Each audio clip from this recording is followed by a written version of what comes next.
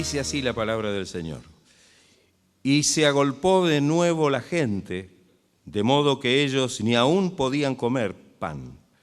Cuando lo oyeron los suyos, vinieron para prenderle, porque decían, está fuera de sí. Pero los escribas que habían venido de Jerusalén decían que tenía a Belcebú y que por el príncipe de los demonios echaba fuera los demonios. Y habiéndolos llamado les decía en parábolas, ¿cómo puede Satanás echar fuera a Satanás? Si un reino está dividido contra sí mismo, tal reino no puede permanecer. Y si una casa está dividida contra sí misma, tal casa no puede permanecer. Y si Satanás se levanta contra sí mismo y se divide, no puede permanecer, sino que ha llegado su fin. Amén. Sabemos que Jesús tenía bastante contra. Cuando comienza su ministerio, el mismo Satanás no pudo impedir que el Señor comenzara su ministerio. Si miramos con atención los evangelios en su conjunto, tal vez recordamos que antes de que el Señor comenzara su ministerio público, el Espíritu dice que lo llevó al desierto, donde fue tentado durante 40 días y 40 noches. Pero también dice, y especialmente el Evangelio de Lucas, que después de haber estado esos 40 días y haber resistido la tentación y haber vencido, dice que el Señor volvió del desierto en el poder del Espíritu Santo y comenzó a difundirse su fama por toda la tierra de alrededor. De tal manera que el mismo Satanás quiso impedir que Jesús comenzara su ministerio. Quizá podemos decir en otras palabras que antes de que el Señor se manifestara en su ministerio público, de alguna manera quiso desviar el camino de Jesús. Y alguno dirá, pero ¿cómo puede ser esto? Sin embargo, el enemigo lo intentó y de alguna manera lo quería llevar para que se saliera del propósito que Dios tenía en la vida de Jesús para salvación de la humanidad. Por supuesto, Jesús triunfó. Jesús venció allí en la tentación y comenzó su ministerio y el poder de Dios estaba sobre él. Y como dice el libro de los Hechos, que Dios había ungido con poder a Jesús y éste andaba haciendo bienes y sanando a los enfermos porque el Espíritu Santo estaba sobre él. Y dice la palabra, si seguimos leyendo en el libro de Lucas, allí en el capítulo 4, que lo primero que hizo después fue entrar en la sinagoga y allí donde se le dio el libro del profeta Isaías y leyó esa profecía. El Espíritu del Señor está sobre mí, por cuanto me ha ungido Dios para dar buenas nuevas a los pobres, sanar a los quebrantados de corazón, pregonar libertad a los cautivos. Algo maravilloso. Ahora, todo esto mostró que el poder de Dios se estaba manifestando, porque Dios hacía maravillas por manos de Jesús, por medio de su vida, por medio de su ministerio. Sin embargo, había quienes de alguna forma querían contradecir no solo la palabra de Jesús, sino su mismo ministerio. Si echamos mano a ese relato de Lucas, también vemos que cuando el Señor se manifiesta y les dice que la Escritura se estaba cumpliendo delante de ellos, cuando el Señor se va, pretendieron despeñarlo, pretendieron tirarlo desde una montaña para matarlo. Y el texto dice que Jesús pasó entre medio de ellos y se fue. Ahora, qué importante tal vez examinar algunas de las cosas que dice este texto que leímos. Si bien cuando miramos el texto completo, desde el versículo 20, que comenzamos leyendo, hasta el versículo 30, parece que todo está referido a la blasfemia contra el Espíritu Santo, tema del cual no voy a hablar en esta noche. Pero sí voy a hablar de la primera parte del texto. porque dice que se agolpó de nuevo la gente, de modo que ellos ni aún podían comer pan, no tenían tiempo para nada, porque el Señor tenía que ministrar. Cuando las multitudes se reunían, Él estaba dispuesto a darles el mensaje, a llevarles la palabra. Quizá podemos recordar cuando el Señor estaba predicando y había terminado ese tiempo de haber estado anunciando y enseñando las buenas nuevas de la palabra, del Evangelio, que luego suben a la barca con los discípulos para ir del otro lado del lago, para descansar, para comer algo, para tomar un tiempo de descanso. ¿Y qué sucedió? Dice que cuando llegaron del otro lado, la multitud había rodeado el lago y estaban todos allí esperando a Jesús. Y en lugar de descansar, el Señor dice que tuvo compasión de ellos y comenzó a predicar y a enseñar y comenzó a hacer lo que Él había venido a hacer, que es a predicar el mensaje del reino de Dios. Pero dice también que cuando lo oyeron los suyos, y quizá acá cuando decimos que los suyos, no estamos hablando tal vez de los discípulos, algunos de ahí hay algunas contradicciones, pero puede ser que su propia familia vinieron para reprenderle porque decían que estaba fuera de sí. ¿Qué quiere decir que una persona está fuera de sí? ¿No? Que no está en su cabal juicio. En otras palabras, o hablando un poco más en criollo, está loco. O sea que aquellos que estaban cerca de él y los suyos, los cercanos y especialmente su familia, pensaba que en realidad se había vuelto loco, que no estaba dentro de sus cabales. Y esto había traído una impresión tan grande que los escribas, que ellos sí que estaban en contra de Jesús, que habían venido de Jerusalén, decían que tenía a Belcebú, o sea que estaba endemoniado o endiablado, que por el príncipe de los demonios echaba fuera a los demonios, porque Jesús estaba predicando y hablando y juntamente con eso el Señor hacía obras maravillosas, sanaba a los enfermos y echaba fuera a los demonios. Y ahora se plantea esta situación. Decían que Él estaba haciendo estas obras y echaba fuera a los demonios por el príncipe de los demonios, por Belcebú. Qué contradicción, ¿no? Y tal vez podemos preguntarnos a nosotros mismos, decir, a veces nosotros tenemos algún inconveniente cuando tenemos que hacer la obra de Dios y ahí parece que se nos queman todos los papeles, ¿no? Y Jesús acá estaba con un entorno bastante contradictorio, no solo de los que estaban ya en contra, que eran los fariseos, los escribas, los sacerdotes, sino también los suyos estaban en contra de él. Y dice que entonces el Señor los llamó y les dio un mensaje y les dijo una parábola. Y les dijo, ¿cómo puede Satanás echar fuera a Satanás? ¿Será posible esto? ¿Será posible que Satanás eche afuera a Satanás? Y entonces les dice, a modo de respuesta a esa misma pregunta, si un reino está dividido contra sí mismo, tal reino no puede permanecer. Si un reino se divide contra sí mismo, ese reino no permanece, sino que caerá, se desintegrará. Y de alguna manera va como bajando de lo mayor a lo menor. Y después dice, si una casa está dividida contra sí misma, tal casa no puede permanecer. Si dentro de una casa hay división, hay encuentro, hay choque y no hay arreglo, no hay entendimiento, no hay unidad, esa casa no puede permanecer. Porque esa lucha constante la desintegrará. ¿O no es así? Sí.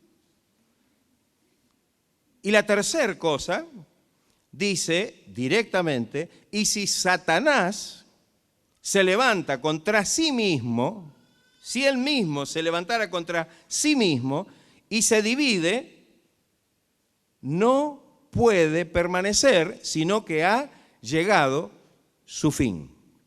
Y yo cuando leo esto y cuando leí esto, estando en la lectura bíblica, vino a mi mente la idea de que este es el otro lado del mensaje de la unidad. Porque cuando hablamos del mensaje de la unidad, generalmente buscamos los textos que dicen que debemos estar unidos, de ser solícitos en guardar la unidad del espíritu en el vínculo de la paz, y que tenemos que ser, ¿no?, uno en el Señor. O sea, tenemos toda, digamos, esa batería de textos que son tan hermosos y tan positivos y tan gloriosos que nos hablan de esto. Pero de alguna manera esta es la contracara de la unidad. Y esto lo muestra desde el otro lado. Si un reino se divide, y tal vez cuando pensamos en un reino pensamos en un imperio, en un gobierno importante y poderoso. Sin embargo, por más grande y poderoso que sea, si hay división, no puede permanecer. Se va a desintegrar en esa lucha y en ese encontronazo interno hasta que desaparece. No puede permanecer. Es imposible. Y yo digo, cuando esto lo aplicamos no solamente a un reino, o lo aplicamos a una casa, o lo aplicamos a Satanás, sino que cuando esto lo podemos aplicar desde el lado negativo, viendo la unidad, negativo en el sentido, digamos, de la expresión, vamos a llegar a la misma situación. Porque en realidad, si aplicamos esto a la iglesia y aplicamos esto al cristiano, vamos a llegar a la misma conclusión. Si una iglesia está dividida y una iglesia está dividida contra sí misma, ¿qué puede pasar? Va a desaparecer. No puede permanecer. Y podemos aplicar esto que se aplica a Satanás, lo podemos aplicar a la persona. Si una persona o un cristiano está dividido en sí mismo y está luchando en sí mismo, esa lucha permanente sin alcanzar la victoria, lo va a llevar justamente a ese mismo fin y a esa misma, digamos, a ese mismo estado de desintegración, por lo menos como cristiano. Y yo digo, qué importante esto, porque teniendo en vista este aspecto, que es el negativo, tal vez podemos entender la importancia cuando leemos el positivo. Cuando leemos cómo debemos evitar para estar unidos, cómo debemos evitar las divisiones, cómo debemos realmente entender que el poder estar en una permanente y continua lucha, esto no nos puede hacer bien, sino que lo único que hace es desintegrarnos y destruirnos. Y fíjese que esta división es tan terrible que hasta lo podría liquidar hasta el mismo Satanás. No sé si lo pensó, por lo menos lo dice el texto, que si aún Satanás está dividido contra sí mismo, no va a poder permanecer. Ha llegado, dice, su fin. Y yo digo, qué terrible entonces es la división, es la desunión. Es el estar dividido. Y yo digo, qué importante entonces empezar a mirar esto desde el punto de vista, abordarlo desde el punto de vista de que debemos deshacernos de toda división. Porque si un reino que se divide no permanece, si una casa no puede permanecer, una iglesia tampoco puede permanecer si no se mantiene en unidad y no desechan las divisiones y los encontronazos. Y un cristiano no puede permanecer como cristiano si realmente permite que haya una permanente lucha en su corazón. Muchas veces decimos, ¿no? Y a veces hasta nos sonreímos cuando lo decimos, pero fíjese que no es para sonreír siquiera. Que a veces le pregunta a usted a un cristiano, ¿y cómo anda? Y ahí estamos luchando. Y hay que ver contra qué está luchando. Porque a veces esa lucha realmente puede plantearse en los términos de esta división interna. Este problema que realmente estamos siempre como en una especie de lucha y no podemos sentir la paz del Señor ni la comunión del Espíritu. Nos hace estar en disensión en todas las cosas. Y yo digo, qué terrible esto, porque al mirarlo desde ese punto, que es el negativo, entendemos a qué nos puede llevar esto. Porque bueno, cuando lo decimos del diablo y cuando lo decimos del enemigo y de un reino, parece que eso está por allá. Un reino se divide y no puede permanecer. Qué linda enseñanza. Pero apliquémoslo, si una iglesia se divide y no hay comunión y no hay unidad de espíritu, le ocurre lo mismo. Y si un cristiano está dividido como el mismo Satanás, si llega a dividirse en sí mismo, no puede permanecer. Dice que ha llegado su fin. Y si este flagelo de la división, este flagelo del estar en una actitud de lucha y de controversia, no le prestamos atención y pensamos que son cosas normales que las tenemos que tener porque algunos hasta dicen que a lo mejor a través de eso crecemos. Cuando la Biblia nos habla de esto, nos muestra el lado negativo y nos dice que esto no es para crecer. Esto es para desintegrarnos. Esto es para dejar de permanecer. Esto es porque de alguna manera va a ocasionar el fin de un buen propósito que sería el propósito de Dios.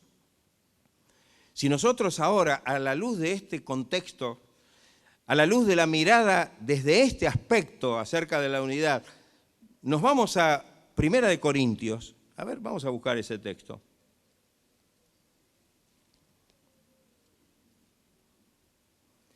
Y vamos a leer un versículo.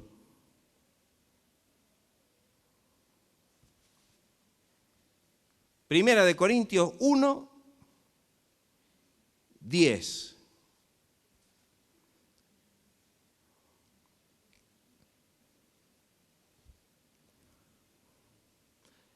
Amén.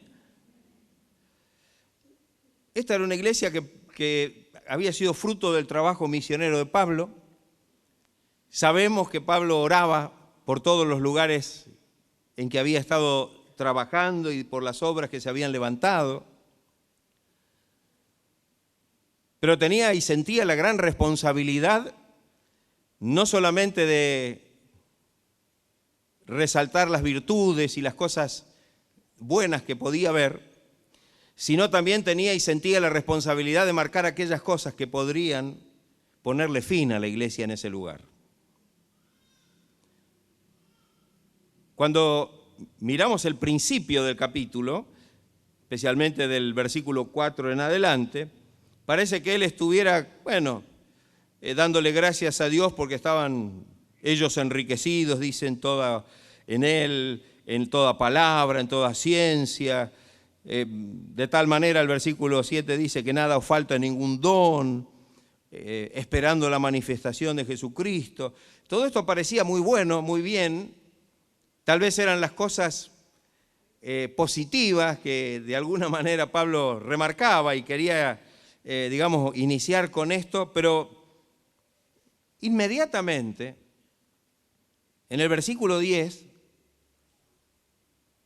Pablo les dice: os ruego, pues, hermanos, por el nombre del Señor Jesucristo, y fíjese lo que le dice, ¿no? Lo que decíamos antes, que habléis todos una misma cosa. ¿Y qué dice después? No haya entre vosotros divisiones. Tal vez en la mente de Pablo y el Espíritu Santo le estaría quizás haciendo recordar lo que había dicho Jesús, ¿no? Que cuando hay división, hay destrucción, hay disolución, la cosa se termina. Y lo menos que quería Pablo es que la iglesia que había sido fundada a través del trabajo y del servicio misionero de Pablo y de los que lo acompañaron y todo lo que Dios había hecho en ese lugar se perdiera. Había un riesgo, había un peligro que él no podía pasar por alto. Y entonces les dice esto, que habléis una misma cosa y que no haya entre vosotros divisiones. ¿Por qué? ¿Qué pasa si hay divisiones? ¿Qué pasa donde hay divisiones? ¿Qué leímos que dijo Jesús? Un reino dividido contra sí mismo no permanece. Una casa dividida no permanece. Mismo Satanás, si se dividiera contra sí mismo, no puede permanecer, sería su fin. ¿Acaso habrá otro destino para la iglesia y para el creyente? ¿Acaso podemos tener otra interpretación fuera de la Escritura que pueda avalar el hecho de que eso no es para la iglesia ni para el creyente? Evidentemente no debe ser así, porque Pablo aquí habla en contra de las divisiones, porque la división es un peligro terrible, porque amenaza con destruir y amenaza con despedazar lo que Dios ha hecho. Entonces dice que habléis todos una misma cosa y que no haya entre vosotros divisiones, sino que estéis más o menos unidos. ¿No dice así su Biblia? No, la mía tampoco. Que no haya entre vosotros divisiones, sino que estéis, dígalo fuerte, perfectamente unidos para tomar el té.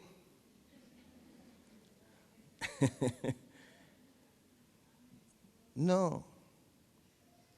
En una misma mente. En una misma mente. ¿Qué le parece? No, pero cada uno tiene su mente. Pero nos olvidamos de la enseñanza bíblica, mi querido hermano. Cada uno tenemos nuestra mente, pero ahora como cristianos tenemos que tener la mente de Cristo, dice la palabra. Alabado sea el nombre del Señor. Yo tengo mi mente y puedo pensar de otra manera y puedo tener otros pensamientos, todo lo que quiera, pero en lo que respecta a la obra de Dios, tenemos que tener la mente de Cristo, porque es la mente que puede guiarnos y que puede hacernos actuar en justicia, en verdad, en rectitud. Tenemos que estar perfectamente unidos en una mente y en un mismo parecer, porque bueno, al estar unidos en Cristo y con una mente totalmente renovada, como dice la palabra, entonces vamos a tener un mismo parecer. Pablo sabía que si esto no se daba en el contexto de la iglesia estaba en un serio peligro, en un serio riesgo. Y usted fíjese que acá no se trataba, ahora él no está mencionando a que podía venir algún grupo que de afuera trayendo esto y algún grupo de afuera diciendo tal otra cosa y algún grupo de afuera. No, Pablo está hablando de una situación interna. Cuando un reino dentro de ese reino se divide, no permanece. Cuando una casa dentro de la casa está en división, no permanece. Y cuando una iglesia está en problemas y en división dentro de la iglesia, tampoco puede permanecer. Y cuando un creyente no está en armonía interiormente con la palabra de Dios, tampoco puede permanecer como creyente. Su vida está en una disolución. Aleluya. Gloria sea el nombre de Cristo. Qué importante es que podamos entender lo que dice la palabra. Por eso digo que abordamos el tema de la unidad desde otro punto hoy. Porque a veces cuando lo abordamos del otro lado, parece que está todo bien. Gloria a Dios, cantamos un coro todos juntos, nos abrazamos, nos decimos, hermano, yo le amo, somos uno en Cristo, qué sé yo, pero seguimos cada uno con lo nuestro. Pero acá Pablo empieza a mostrar la situación interna. Y este problema es el que puede traer la disolución de la iglesia. Y dice que si usamos la misma terminología del pasaje, está pronta a desaparecer si pasa eso. Y hemos visto en el mundo que esta palabra se cumple, ¿no? Grandes imperios, parecía que la cosa no lo va a destruir nadie. No lo va a destruir nadie. Sin embargo, cuando empezaron a tener problemas, fueron presa fácil. Ya no hubo fortaleza, ya no hubo defensa. ya no hubo sabiduría para hacer las cosas como debían hacerlas, y sobrevino la destrucción. Dios quiera que en esta noche el Señor nos despierte en esto, para que seamos cuidadosos. Primero, fíjese que acá el Señor va de lo mayor a lo menor, ¿no? Desde un imperio hasta una casa, y después hasta individualmente lo menciona Satanás mismo. Y acá podemos hacerla en la escala que queremos, porque es aplicable a cualquiera. Pero tal vez las dos que más nos interesan a nosotros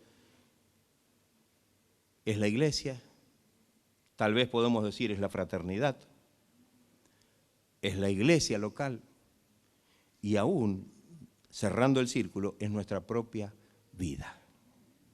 Y yo digo, qué importante que en esta noche podamos tomar conciencia de esta verdad, de ver el aspecto desde este ángulo tan perjudicial, tan destructivo de las actitudes que nos dividen y que nos desunen, porque el único que puede ganar partido en todo esto es Satanás. De alguna manera, si miramos cuando mencionamos antes a Jesús y cuando mencionamos la tentación, de alguna manera lo que quería hacer Satanás era dividir a Jesús mismo.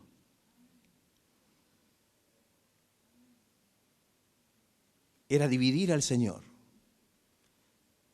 En su naturaleza humana sabía que había una debilidad tal vez, porque era hombre. Pero por el otro lado, el Señor tenía claro cuál era el propósito de Dios para su vida. Y el Señor allí tuvo que ponerse firme. No podía haber claudicación en esto, como tampoco lo puede haber en nosotros. Muchas veces decimos, si el diablo se animó a tentar a Jesús, ¿no se va a animar a tentarnos a nosotros? ¿No se va a animar a producir en nuestra vida alguna división, algún quiebre, alguna rajadura, sabiendo que eso puede producir realmente la caída de nuestra vida en las cosas de Dios? Y cuando miramos a nuestro alrededor y vemos la historia, por lo menos los que tenemos unos cuantos años en el camino de Dios y en el servicio cristiano, de cuántos que habiendo sido, como dijo Pablo en un momento, heraldo para otros, después fueron eliminados. Después de haber sido grandes siervos de Dios y usados por Dios para muchas cosas, el hecho de que en su vida hubiera contradicciones y cosas que realmente resquebrajaron su vida interior y dividieron su vida interior entre las cosas de Dios y las del mundo, vino la destrucción. ¿O no es así?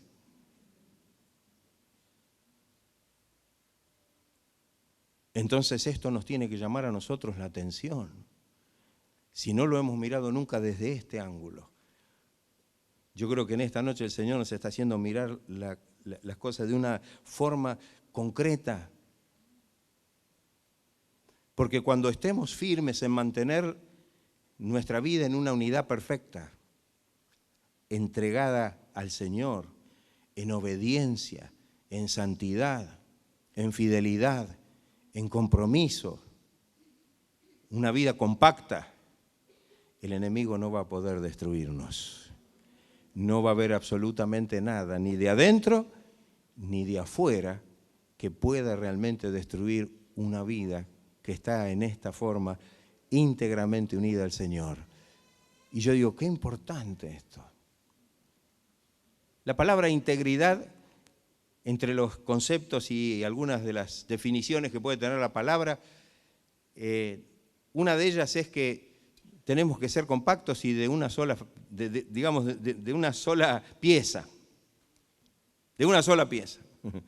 Y cuando nos dividimos ya no somos de una sola pieza. Es el corazón dividido. Algunas veces ustedes han leído, tal vez los hermanos que tienen más tiempo en el camino, habrán escuchado del curso o del estudio del corazón del hombre. Y si el enemigo llega a lograr esa división en el corazón de la persona, ya sabe que tiene la batalla ganada, que esa vida no puede permanecer. Pero Dios quiera que en esta noche el Señor, a través de su palabra, pueda obrar en nuestra vida para que podamos realmente mantenernos de esta manera. Una vida, yo diría en este caso, indestructible. ¿Usted cree que la vida del cristiano de esta manera es indestructible? Claro, tiene que ser indestructible. Dice el Señor que si hacemos las cosas que Él nos enseña en la palabra, no caeremos jamás, dice. Si estamos realmente siendo de una sola pieza, guardando nuestra integridad en el Señor, sirviéndole al Señor y siendo realmente constantes en el camino de Dios, el enemigo no tiene nada que hacer. Nuestra vida está firme, nuestra vida está bien afirmada en el Señor. Creo que cuando miramos no solamente este versículo, sino cuando miramos algunos otros textos en la Biblia, nos vamos a dar cuenta que de alguna manera el Señor estaba también mostrando lo importante que es y cuál es el peligro de aquellos que pretenden dividir y no darle lugar. Si usted sabe que hay algo en su vida que va a traer una división en su corazón, que puede hacer reaccionar a la vieja naturaleza y va a estar después entre esa lucha. Y alguno dirá, sí, pastor, pero Pablo dice que estaba en la lucha, que lo que él quería hacer no, pero Pablo está hablando de su experiencia anterior a la vida del Espíritu. No mezclemos. Él está hablando en el capítulo 7, donde se encuentra desprovisto de la unción y de la gracia del Espíritu. Y entonces se sentía justamente dividido. Él tenía el pensamiento de hacer algo bueno, pero había algo que le hacía hacer algo malo. Y llegó a un punto que se quería como autodestruir. Miserable de mí, ya no sirvo más para nada. ¿Quién me librará de este cuerpo de muerte? ¿O no es así? ¿Cuánto más podría durar Pablo en esa circunstancia? Basta, no se puede. Pero cuando comienza el capítulo 8, Pablo describe la vida en el Espíritu y muestra que ahí en la vida del Espíritu ya no está más esa dualidad, sino que ahora es una vida gobernada y dirigida por el poder del Espíritu Santo. Una vida en que la ley del Espíritu es la que gobierna, la que manda. Y esa es la vida que el cristiano tiene que tener. Quisiera que leamos 2 textos más y con esto no voy a terminar el tema. Vamos a buscar en Tito. Tito.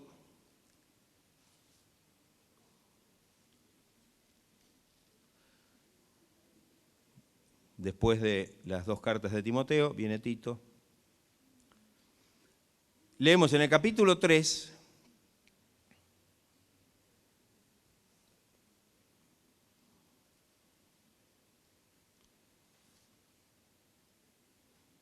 ¿lo tienen?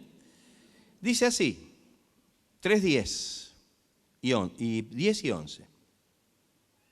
Dice, al hombre que cause divisiones, después de una y otra amonestación, ¿qué dice? Deséchalo, sabiendo que el tal se ha pervertido y peca, ¿y qué más? Y está condenado por su propio juicio. Es interno el tema. Al hombre que cause divisiones. Cuando leemos el libro de Judas, y habla justamente de los hombres y del último tiempo, y habla de los sensuales, ¿no? En el capítulo, bueno, tiene un solo capítulo Judas, versículo 19, Judas 19, dice, estos son los que causan divisiones, los sensuales. Sensuales quiere decir que se mueven por sentimientos, nada más. Son los sensuales, pero ¿qué más dice? Que no tienen al Espíritu. O nos movemos por sentimiento o nos movemos por el Espíritu. ¿Qué le parece? Ahí está. No podemos permitirnos el lujo de que esto afecte ni nuestra propia vida, ni tampoco que afecte nuestra comunidad, que es la iglesia, la comunidad del reino. Porque sabemos que si el enemigo de alguna manera, si él siembra, ¿no?, la cizaña, dice. Pero cuidado, que el Señor nos ayude para que podamos mantenernos de la manera que el Señor nos muestra. Y que podamos tener presente la gravedad que significa darle lugar al espíritu contencioso y al espíritu que nos divide. Porque a lo único que nos lleva la división, la fractura, es a la disolución. Y es de alguna manera que el enemigo pueda ganar esta batalla. Y yo digo, el Señor quiere que nosotros seamos, como Él fue vencedor, que nosotros también seamos vencedores. ¿Qué le parece? ¿Estaremos dispuestos a que el Señor nos ayude, no? Que el Señor nos ayude.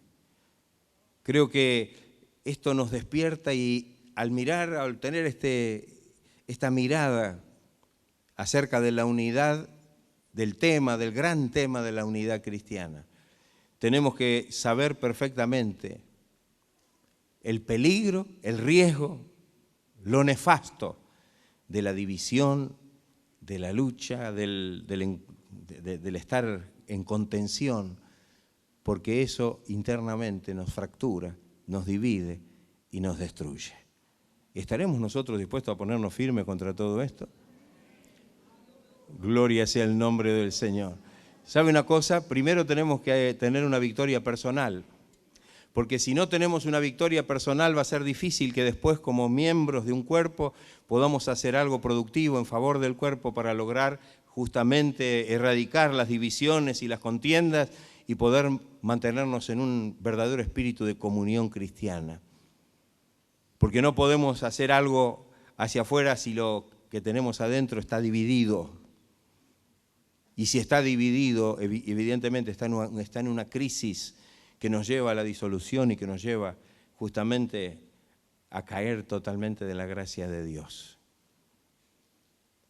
Entonces, que el Señor nos ayude. Muchas veces hemos tenido el pensamiento, bueno, sabemos que tenemos una naturaleza carnal y sabemos que esto, y entonces estamos como entre las dos. Por eso que el claudicar, entre dos caminos. No.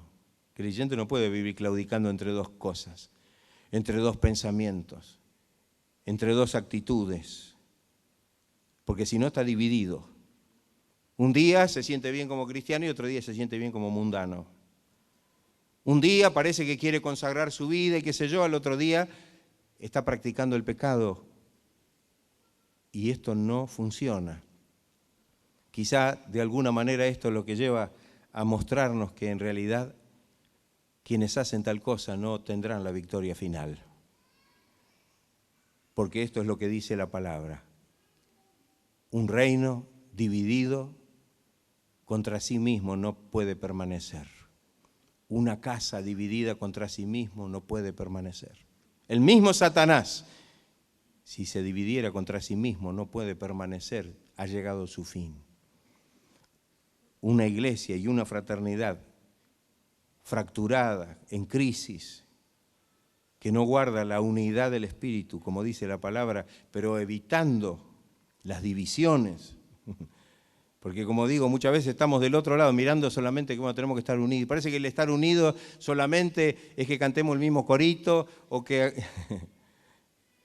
No, es que desechemos todo aquello que pueda realmente traernos la controversia entre nosotros. Y no tenemos por qué no tiene por qué pasar eso porque tenemos la palabra de Dios.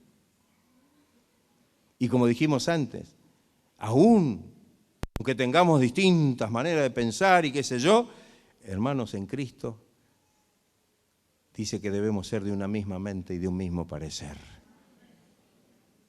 Porque de otra manera, una iglesia dividida tampoco va a permanecer.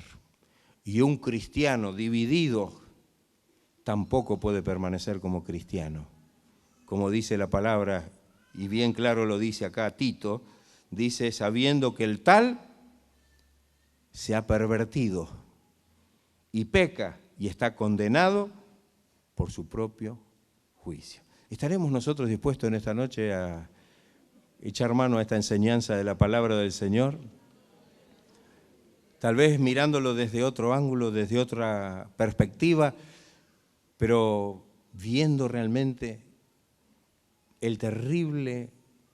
la terrible consecuencia de la división, de la controversia, y que de alguna manera el Señor nos advierte, mostrándonos que quien permita que esto ocurra en su vida, en su casa. ¿Cuántas veces la casa está llena de discusiones, problemas, siempre lucha, siempre no hay nunca un acuerdo? Es terrible. No hay otro camino que la disolución, que la disgregación total. Ni un reino, aunque haya fuerzas y poderes, si se divide contra sí mismo no puede permanecer. Entonces, que el Señor en esta noche nos ayude. No estemos divididos en nuestra propia vida. Quizá echar un vistazo para adentro. Quizá reconocer esto desde esa óptica. Y entonces librarnos de toda división. No puedo yo estar en el camino de Dios y en el mundo. No puedo yo amar al Señor y amar a Mamón.